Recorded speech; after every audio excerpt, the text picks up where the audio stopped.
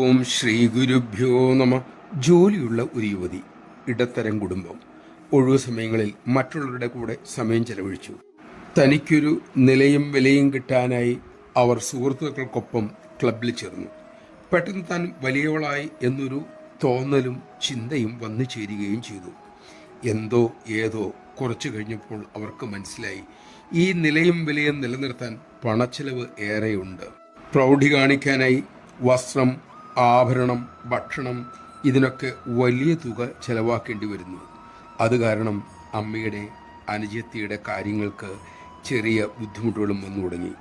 അതുകൊണ്ട് അവർ പതുക്കെ ക്ലബിൽ നിന്നും പിന്മാറി. വാരാന്ത്യം ചില കൂട്ടുകാരികൾക്കൊപ്പം ഭജനയ്ക്കും സത്സംഗത്തിനും പോയി തുടങ്ങി. അവിടെയും ചെലവ് വന്നു.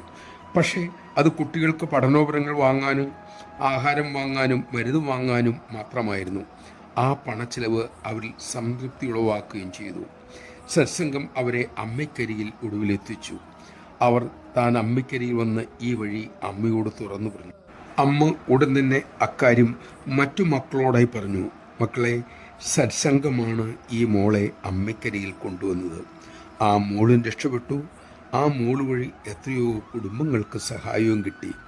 ആധ്യാത്മികത ഉൾക്കൊണ്ടാൽ ഭൗതിക വിഷയങ്ങൾക്ക്, പൊങ്ങച്ചങ്ങൾക്ക് നമ്മെ സ്വാധീനിക്കാൻ കഴിയില്ല. നമ്മിലുള്ള ആനന്ദം നാം തന്നെ കണ്ടെത്തും.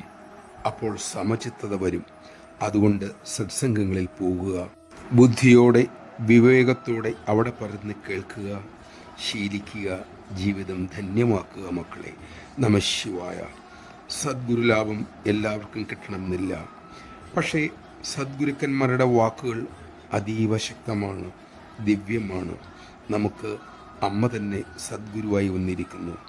അമ്മയുടെ അമൃതമൊഴികൾ സുലഭവുമാണ്. വായിക്കുക, ശീലിക്കുക, അത്രമാത്രം മതി. നമ്മുടെ ജീവിതവും ധന്യമാകും.